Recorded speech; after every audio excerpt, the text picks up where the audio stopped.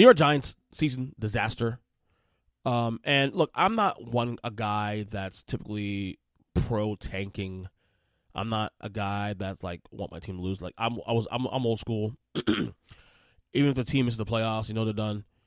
You want to see some. You want to find a bright light. Okay, could it end the season strong and feel good about the team next year, that kind of thing.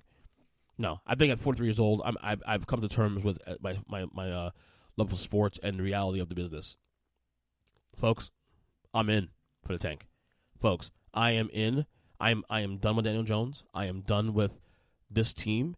If they can trade Saquon Barkley for parts, I'm okay with that too. I mentioned already. They should have done that weeks ago. That's my opinion. I'm in for the tank. I want Caleb Williams. I want Caleb Williams now. And right now the Giants' position right now, currently draft position right now, going into Week 11, is they are now the number 2 pick in the draft right now. Carolina, of course, has 1 win. Giants have 2, so we need Carolina to start winning some games on the back end. Which, who knows? Anything's possible. The Giants are really, really bad, and I don't think it's. I think honestly, looking at the schedule, I think it's very possible that they can lose out the rest of the year. Like, I don't think the funny thing about the Giants now being at 2-8, they're 2-8, and their schedule doesn't get any easier. And it's weird because they don't have Jones out for the year, obviously, and you have now Tyrod Taylor been out for a couple of weeks because of the bruise or fractured rib again.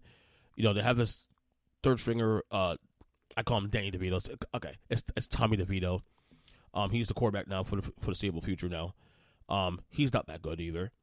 Look at the schedule here. They play Commanders on the road this week, Patriots at home in 2 weeks, which is going to be obviously the Tank Bowl between both those teams. The Packers at home, Saints on the road, which they almost never win in New Orleans, Philly on the road, Rams at home, and Eagles at home. I even with the Packers being on about 500, Saints being at 500, Patriots being 2-8, also Commanders under 500, Rams under 500. I don't think there's a game on the schedule where there'll be a favorite. I think at the very least, the Pats game might be a pick 'em. I think the Pats, as bad as they are, the Pats are still better than the Giants right now. Okay, I would say Mac Jones over Tommy DeVito any day of the week. This is a bad Giants team. This is a horrible Giants team. So I don't see this team. Look, honestly, I can see at the most 2 wins the rest of the year. Given how this team's played this year, I can see the most 2 wins this year.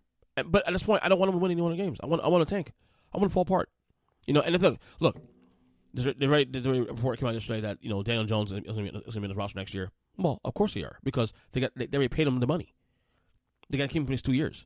They won't be able to get rid of him without any restrictions until after next year. And even then, you still draft the quarterback next year, because you know what? Daniel Jones is not the future of this team. It's clear. It's clear. He's not getting any better. Okay? And he's injury prone now. On top of that, he's injury prone now.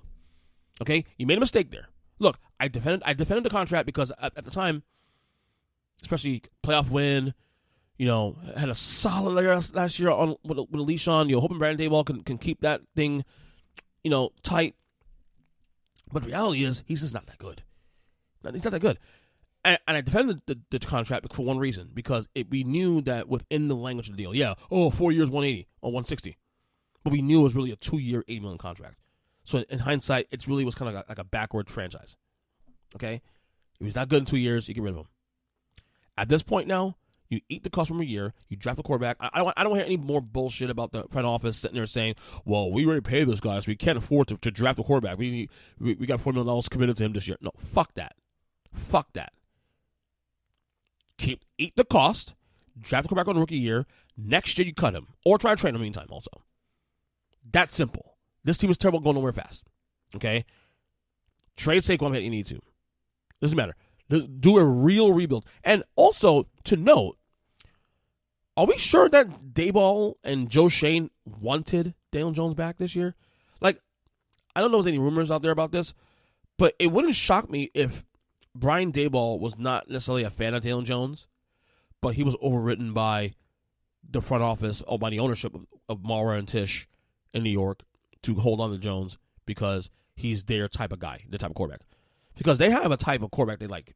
Eli Manning and Deion Jones, personality-wise, have the same kind of personality. And I feel like it feels like they wanted Jones here because he's the type of quarterback that they want representing their team. Which, if that's the case, I'm not saying that I know this is true or not, but it wouldn't surprise me. But he's not the future. He's done. Got this roster. I mean, at this point, you trade Saquon, you do so too as well. But yeah, lose every game. I am in like Flynn for the tank with Tommy DeVito quarterback, or Danny DeVito quarterback, whatever his fucking name is, doesn't matter. Anyway,